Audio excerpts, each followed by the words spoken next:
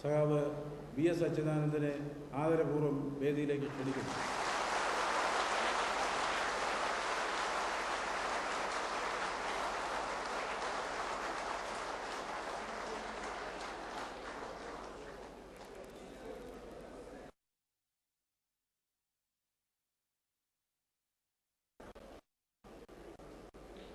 സഖാവ് സുശീലൻ നമുക്ക് സ്വാഗതം ആശംസിച്ച ശ്രീ ഗംഗാധരൻ നാടാർ, വേദിയിലിരിക്കുന്ന ഇടതുപക്ഷ ജനാധിപത്യ മുന്നണിയുടെ പ്രമുഖരായ നേതാക്കളെ, യോഗത്തിൽ പങ്കെടുത്തിട്ടുള്ള ഇടതുപക്ഷ ജനാധിപത്യ മുന്നണിയുടെ ഏറ്റവും പ്രമുഖരായ നേതാക്കളെ, സഹോദരീ സഹോദരന്മാരെ, ഈ വരുന്ന ജൂൺ 2-ാം തീയതി നെയ്യാറ്റിൻകര നിയോജക മണ്ഡലത്തിലെ ഉപതെരഞ്ഞെടുപ്പ് നടക്കുകയാണ്. ഈ ഉപതെരഞ്ഞെടുപ്പിൽ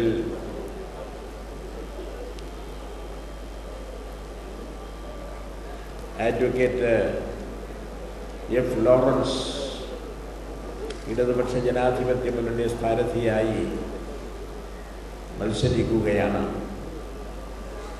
ഇന്നലെ നോമിനേഷൻ പേപ്പർ നൽകിക്കഴിഞ്ഞു.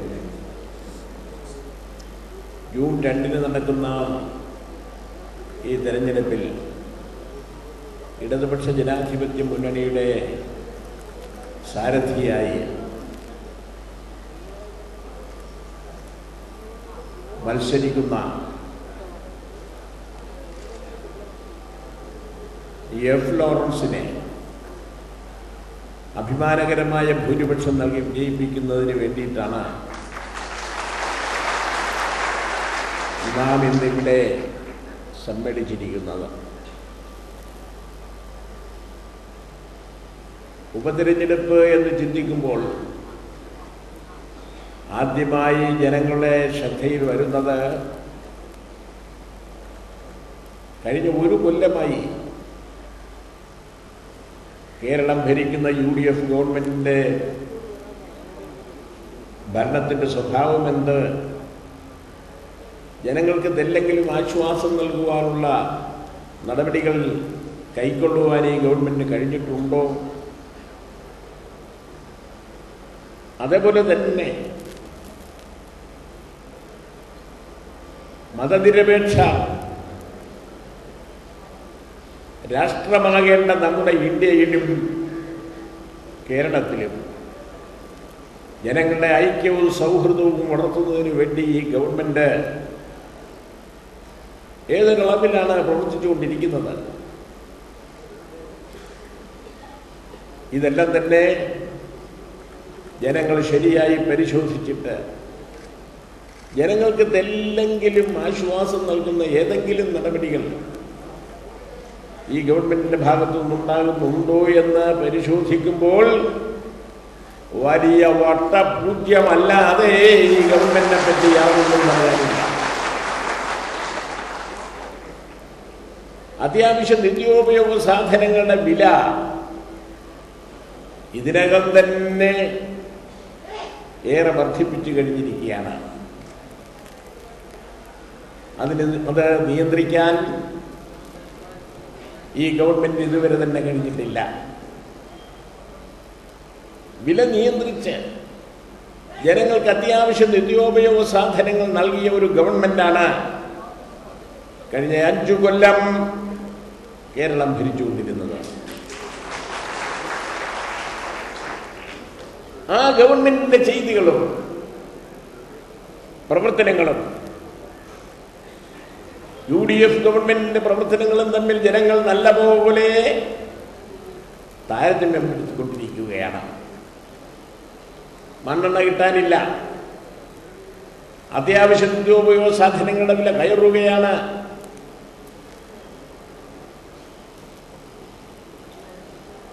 റേഷൻ സാധനങ്ങൾ മര്യാദ വിലയ്ക്ക് ലഭിക്കുന്ന സംവിധാനമില്ല. ഈ നിലയിലെല്ലാം തന്നെ ജനങ്ങൾക്ക് ആശ്വാസം നൽകുന്ന ഏതെങ്കിലും രംഗത്ത് ഏതെങ്കിലും ആശ്വാസ നടപടികൾ സ്വീകരിക്കുന്നതായി ഭരണകക്ഷിക്ക് അവരുടെ പ്രവർത്തകന്മാർക്ക് അഭിമാനത്തോടുകൂടി തലയുയർത്തി നിന്ന് ജനങ്ങളെ അഭിമുഖീകരിച്ച് സംസാരിക്കാനും കോൺഗ്രസിന്റെ സ്ഥാനാർത്ഥി വോട്ട് നൽകണമെന്ന് പറയുവാനുള്ള കെൽപ്പ് ഇന്നത്തെ സാഹചര്യത്തിൽ തീരെയില്ല എന്നതാണ് യാഥാർത്ഥ്യം.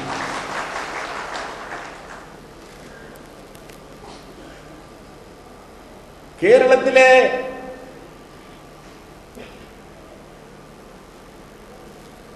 ഒരു മന്ത്രി, അദ്ദേഹത്തിന്റെ അച്ഛൻ പാർട്ടി നേതാവ്, അച്ഛനും മോനും കൂടിയുള്ള തർക്കം തീർക്കാൻ മുഖ്യമന്ത്രിയും KPCC പ്രസിഡന്റും അപ്പുറം ഇരിക്കുകയാണ്. എന്നിട്ട് അച്ഛൻ ഓരോ കാര്യം പറയും. ഇതൊന്നും ഇവ നടപ്പിലാക്കുന്നില്ല. കേരള കോൺഗ്രസ് ബിയുടെ അന്തസ്സ് നഷ്ടപ്പെട്ടുകൊണ്ടിരിക്കുകയാണ്. എവനെ മന്ത്രിസ്ഥാനത്ത് നിന്ന് മാറ്റണമെന്ന് തുടർച്ചയായി ഞാൻ നിങ്ങളോട് ആവശ്യപ്പെട്ടുകൊണ്ടിരിക്കുകയാണ്. നിങ്ങൾക്കത് ബോധ്യമായിട്ടില്ല.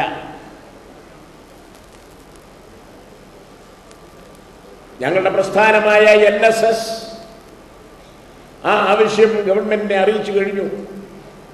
ജനറൽ സെക്രട്ടറി തന്നെ നേരിട്ട് മുഖ്യമന്ത്രിയോട് പറഞ്ഞു കഴിഞ്ഞു. അതൊന്നും അംഗീകരിക്കാൻ മുഖ്യമന്ത്രി തയ്യാറാകുന്നില്ല.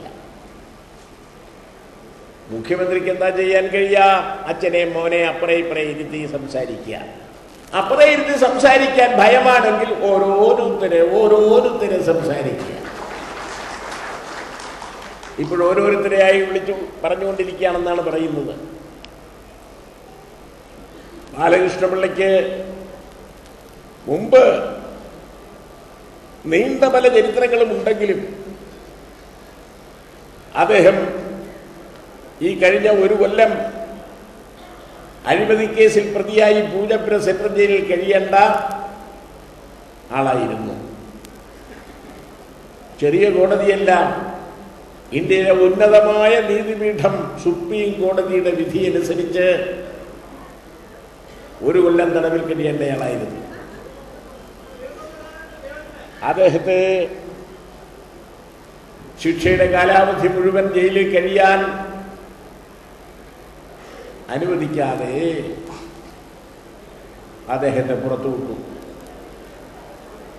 അദ്ദേഹം പുറത്തു വന്നതിന് ശേഷം തുടങ്ങി അച്ഛനും മോനും തമ്മിലുള്ള തർക്കം.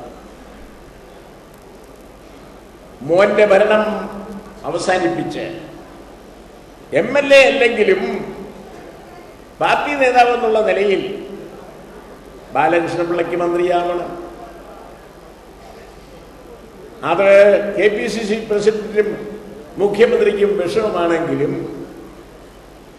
ഓരോരുത്തരും പറഞ്ഞുകൊണ്ടിരിക്കുന്നത്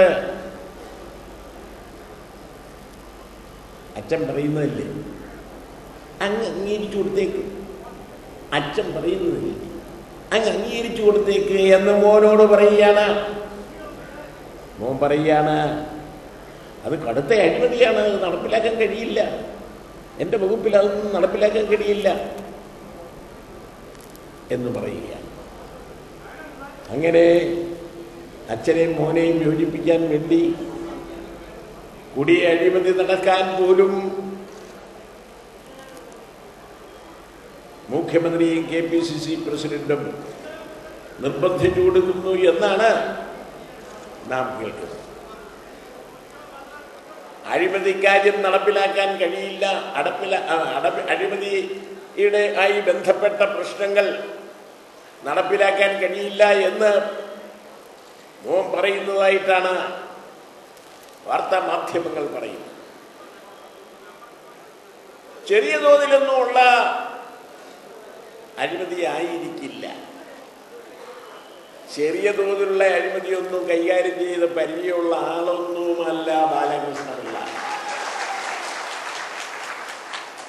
ഇടമലയാർ കേസിലെ ലക്ഷങ്ങൾ കോൺട്രാക്ടർമാരുമായി ചേർന്ന് തൊണ്ണ തൊടാതെ വിഴുങ്ങിയ ആളാണ് അദ്ദേഹം. അതിന്റെ ഫലമായി വിചാരണ ചെയ്ത കോടതി 5 കൊല്ലം തടവ് ശിക്ഷയ്ക്ക് വിധിച്ചെങ്കിലും ഹൈക്കോടതി അദ്ദേഹത്തെ വെറുതെ വിട്ടു.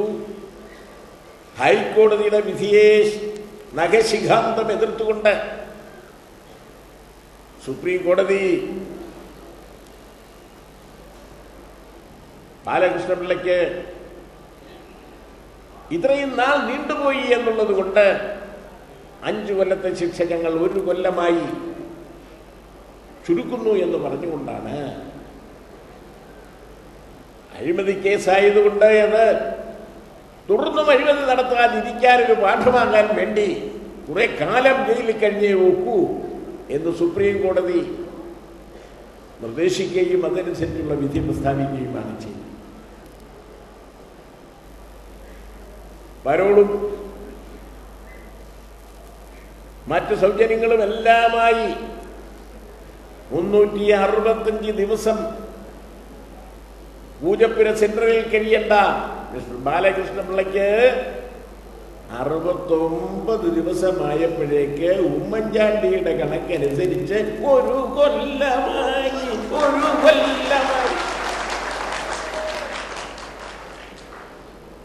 പുറത്തുവിട്ടാൽ മര്യാദയ്ക്ക് UDF-നെ സപ്പോർട്ട് ചെയ്ത് എല്ലാ വിധത്തിലും തങ്ങളുടെ ഭരണത്തെ ശക്തിപ്പെടുത്താൻ ഉത്സാഹിക്കുമെന്ന് കരുതിയാണ് വിട്ടത്.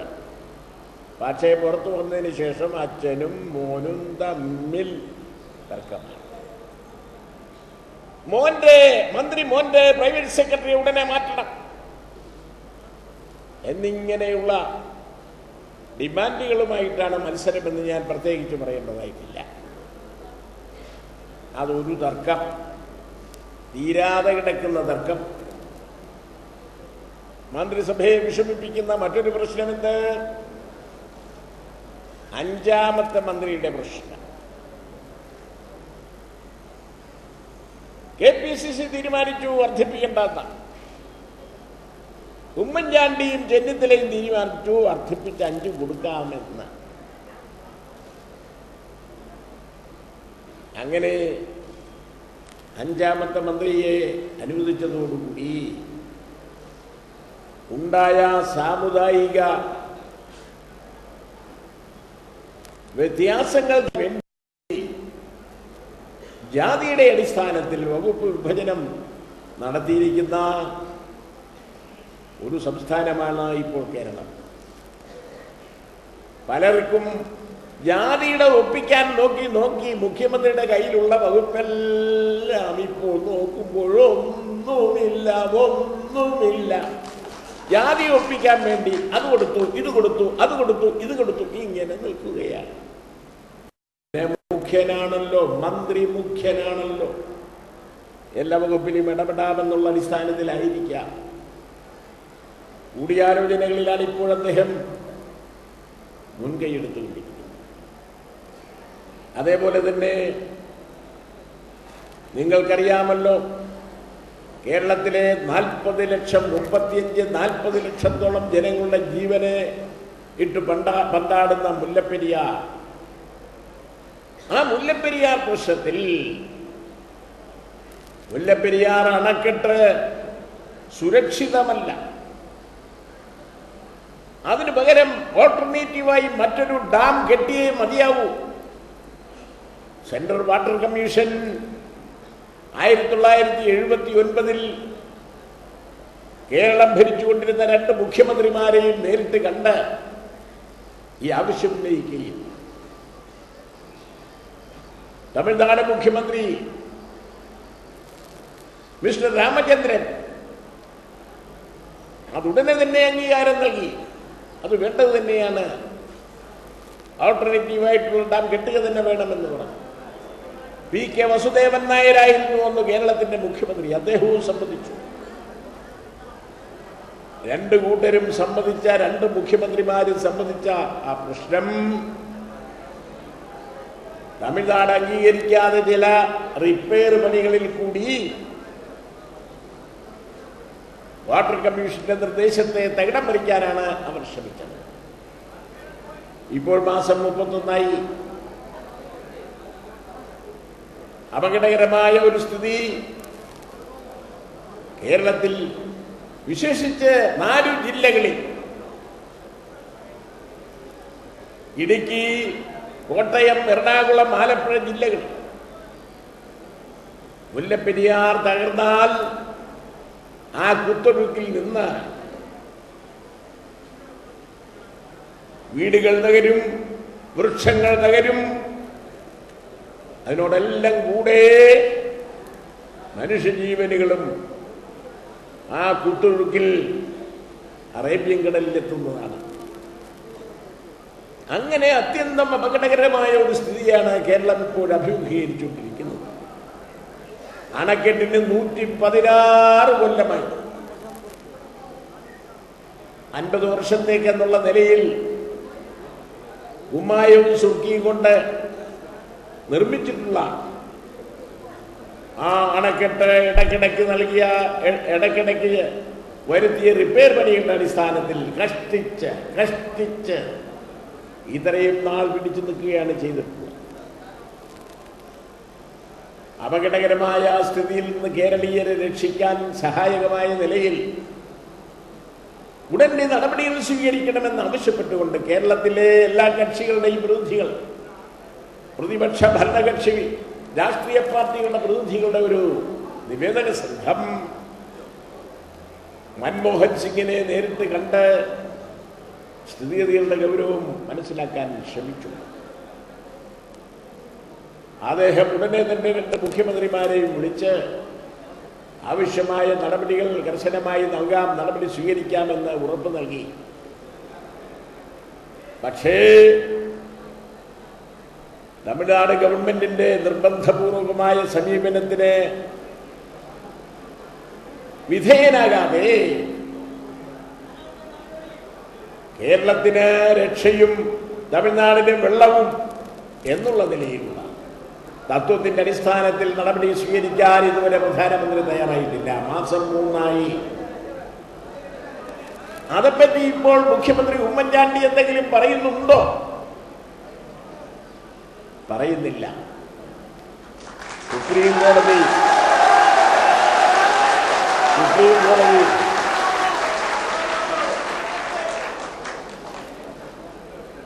നിർദ്ദേശിച്ചിട്ടുള്ള ഒരു ഹൈ പവർ കമ്മിറ്റി നെല്ല് സംഭരിക്കുമ്പോൾ സംഭരിക്കുന്ന നെല്ലിന്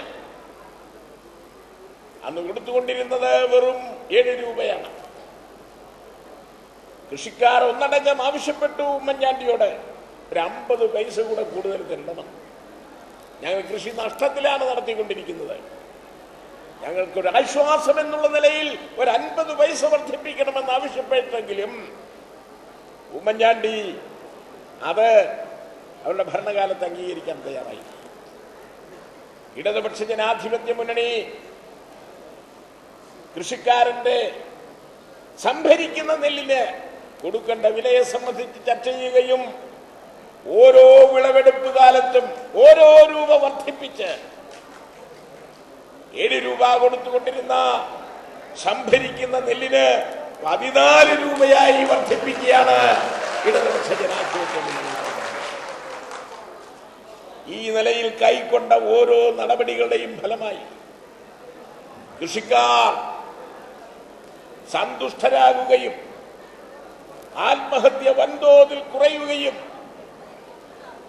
കൃഷിക്കാർ ഗവൺമെന്റിനോട് സഹകരിച്ച്, ഇടതുപക്ഷ ജനാധിപത്യ മുന്നണി ഗവൺമെന്റിനോട് സഹകരിച്ച് അവരുടെ ആത്മാർത്ഥത കൂടുതൽ വ്യക്തമായി തെളിയിക്കാൻ കഴിയത്തക്ക തരത്തിൽ 60,000-ൽ പരം ഏക്കർ ഭൂമി പുതുതായി പാട്ടത്തിനെടുത്ത് അവർ കൃഷി ചെയ്തിട്ട് 1.25 ലക്ഷത്തോളം ടൺ നെല്ല് കൂടുതൽ ഉത്പാദിപ്പിക്ക് ഗവൺമെന്റിനെ സഹായിക്കുകയാണ്.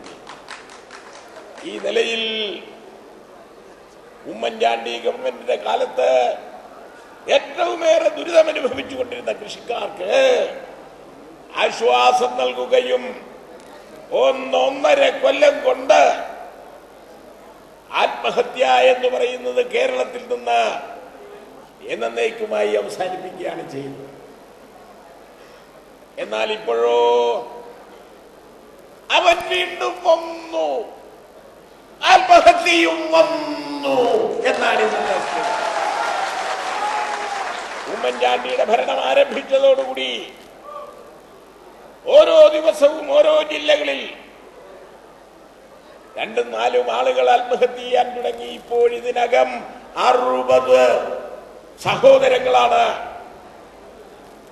കാർഷികോൽപ്പന്നങ്ങൾക്ക് ന്യായമായ വില കിട്ടാതെയും കൃഷിക്കാർക്ക് വളത്തിന്റെയും മറ്റും സബ്സിഡി തക്ക സമയത്ത് നൽകാതെയും കൃഷി യാതൊരു തരത്തിലും മര്യാദയ്ക്ക് കൊണ്ടുപോകാൻ കഴിയാത്തതിന്റെ ഫലമായി കടവായ്പ വാങ്ങിയ തുക തിരിച്ചടക്കാൻ കഴിയാതെ കൃഷിക്കാരൻ കൃഷിയുടെ ആവശ്യത്തിന് വേണ്ടി വാങ്ങിവെച്ചിട്ടുള്ള കീടനാശിനി കഴിച്ച് ആത്മഹത്യ ചെയ്യുകയാണ്. ആ സഹോദരങ്ങളെ രക്ഷിക്കുവാൻ ഈ ഗവൺമെന്റ് യാതൊരു നടപടിയും സ്വീകരിക്കാൻ കഴിയില്ല. അതേപോലെ നിങ്ങൾക്കറിയാമല്ലോ, ഇലക്ട്രിസിറ്റി രംഗത്ത് ചാർജ് വർധനവും ലോഡ് ഷെഡിങ്ങും ഒന്നും പിന്നിട്ട 5 കൊല്ലം ഇടതുപക്ഷം ഭരിച്ചപ്പോൾ ഒരു പ്രശ്നവും ഉണ്ടായിരുന്നില്ല. ഇപ്പോഴോ കേരളത്തെ അന്ധകാരത്തിലേക്ക് നയിക്കുകയാണ്. ഇടയ്ക്കിടയ്ക്ക് ലോഡ് ഷെഡിങ്, ഇടയ്ക്കിടയ്ക്ക് ചാർജ് വർധനവ്, ഇതെല്ലാം ഉമ്മൻചാണ്ടിയുടെ UDF ഗവൺമെന്റ് ജനങ്ങൾക്ക് സംഭാവന ചെയ്തുകൊണ്ടിരിക്കുക. ഇവർ UDF ഗവൺമെന്റിന്റെ സ്ഥാനാർത്ഥിയായ ശെൽവരാജിനെ വിജയിപ്പിക്കണമെന്ന് ആവശ്യപ്പെടുമ്പോൾ എന്താണ് ദേശീയ തലത്തിൽ കോൺഗ്രസിന്റെയും UDFന്റെയും സ്ഥിതി? ഉത്തർപ്രദേശ് അടക്കം പഞ്ചാബ് അടക്കം 5 സംസ്ഥാനങ്ങളിൽ നടന്ന തെരഞ്ഞെടുപ്പിൽ എന്താണ് സ്ഥിതി? 406 അസംബ്ലി മെമ്പർമാരുള്ള ഉത്തർപ്രദേശിലെ തെരഞ്ഞെടുപ്പിൽ കോൺഗ്രസിന്റെ ജനറൽ സെക്രട്ടറി രാഹുൽ ഗാന്ധി രാവും പകലും അവിടെ പാട് കിടന്നിട്ടും കിട്ടിയത് എത്രയാണ്? 406-ൽ 28 സീറ്റ്.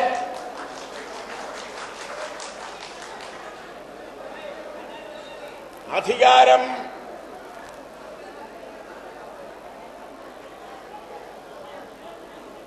സോഷ്യലിസ്റ്റ് ജനതാ പാർട്ടി കൊണ്ടുപോയി. അദ്ദേഹം കുറെ നാൾ രാഹുൽ ഗാന്ധി ഷേവ് ചെയ്യാതിരുന്നതോ അതോ മീശ വളർന്നതോ എന്നറിഞ്ഞുകൂടാ. മുഖത്ത് നോക്കിയാൽ രോമങ്ങൾ രോമങ്ങൾ രോമങ്ങൾ. അമ്മയും മകനും കൂടി ജനങ്ങളെ അഭിമുഖീകരിച്ചപ്പോൾ അമ്മ കുറെ സത്യം പറഞ്ഞു. ഉപതെരഞ്ഞെടുപ്പുകളിൽ ഞങ്ങൾക്ക് കുറെ ക്ഷീണം പറ്റിക്കൊണ്ടുണ്ട്. അങ്ങനെ കോൺഗ്രസിന് കാര്യമായൊരു നേട്ടവും 5 സംസ്ഥാനങ്ങളിൽ നടന്ന തെരഞ്ഞെടുപ്പിൽ വിജയം നേടാൻ കഴിഞ്ഞിട്ടില്ല. ദേശീയ തലത്തിലെ ഉദാഹരണങ്ങൾ ചൂണ്ടിക്കാട്ടി കേരളത്തിലെ ഉപതെരഞ്ഞെടുപ്പിൽ ഉമ്മൻചാണ്ടിക്കും കൂട്ടർക്കും എന്തെങ്കിലും ആശാവഹമായ കാര്യങ്ങൾ പറയാനുണ്ടോ? ഒന്നുമില്ല. പിന്നെ സ്ഥാനാർത്ഥി എന്തിനാണ് രാജിവെച്ചത്? എന്തിനാണ് ഉപതെരഞ്ഞെടുപ്പുണ്ടാക്കിയത്? 50 മാസം ഇനിയും MLA ആയി നിശ്ചയിക്കപ്പെട്ട അലവൻസും വാങ്ങി, PAയും വാങ്ങി ജനപ്രതിനിധി എന്നുള്ള നിലയിലുള്ള ചുമതല നിർവഹിക്കാമായിരുന്നില്ലേ? എന്തിന് രാജിവെച്ചു എന്ന് പറയാൻ സ്ഥാനാർത്ഥിക്ക് കഴിയുന്നുണ്ടോ? കഴിയില്ല. സ്ഥാനാർത്ഥി ഇപ്പോഴും കോൺഗ്രസിന്റെ കൈപ്പത്തി ചിഹ്നവുമായിട്ട് നടക്കുകയാണ്. UDF-ലേക്ക് പോകുമോ എന്ന ചോദ്യത്തിന് അദ്ദേഹം പറഞ്ഞ മറുപടി ഇവിടെ ശ്രീ നാടാർ, ഗംഗാധരൻ നാടാർ ഇതിനു മുമ്പ് നിങ്ങളെ അനുസ്മരിപ്പിച്ചു.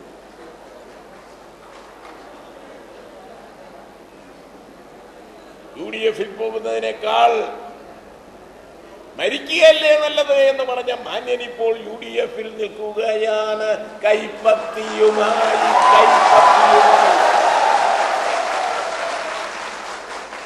അദ്ദേഹം തന്നെ പറഞ്ഞതാണ് UDF-ൽ പോകുന്നതിനേക്കാൾ മരിക്കുകയാണ് നല്ലത്. ഇന്ന് അദ്ദേഹം എന്ത് പറയുന്നു? സാധാരണ ഛർദിച്ചു കഴിഞ്ഞാൽ പിന്നെ ആ ഛർദിൽ സാധനങ്ങൾ ഭക്ഷിക്കുക എന്നുണ്ടാവും.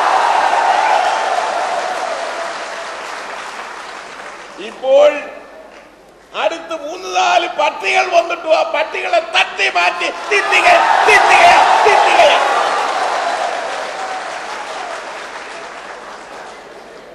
നെയ്യാറ്റിൻകര നിയോജക മണ്ഡലം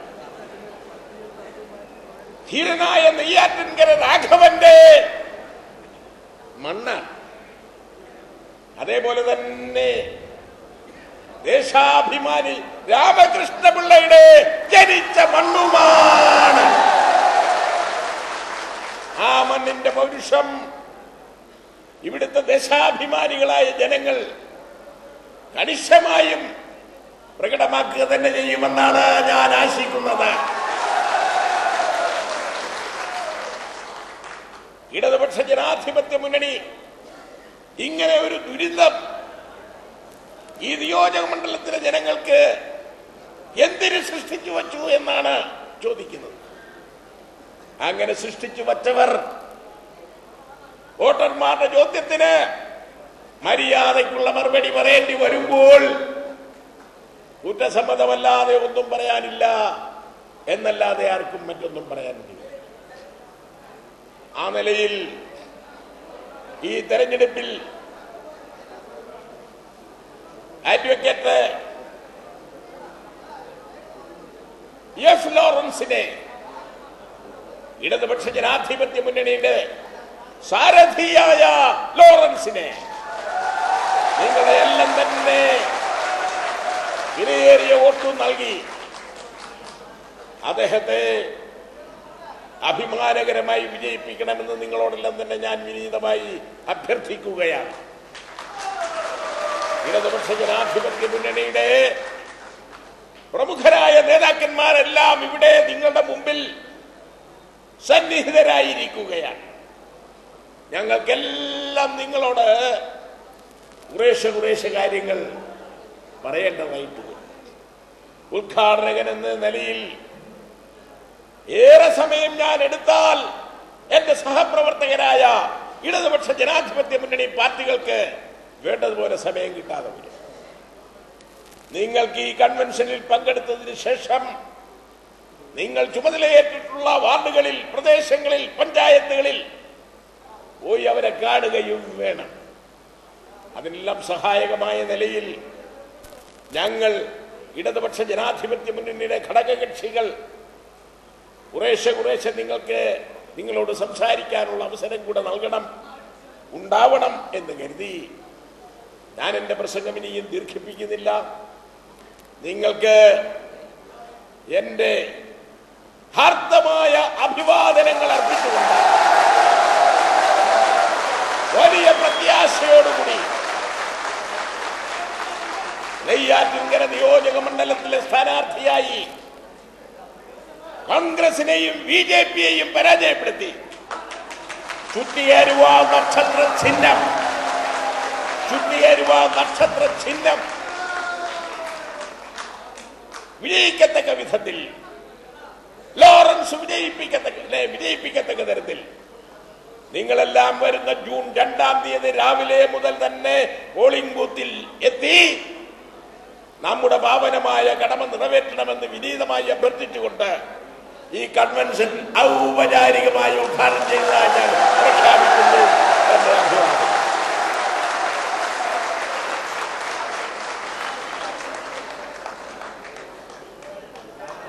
ബഹുമാനിയെ തുടർന്ന് സംസാരിക്കുവാൻ ആരാധ്യരും പ്രിയങ്കരനുമായ CPIയുടെ സംസ്ഥാന സെക്രട്ടറി സഖാവ് പന്ന്യൻ രവീന്ദ്രനെ ആദരപൂർവ്വം ക്ഷണിക്കുന്നു.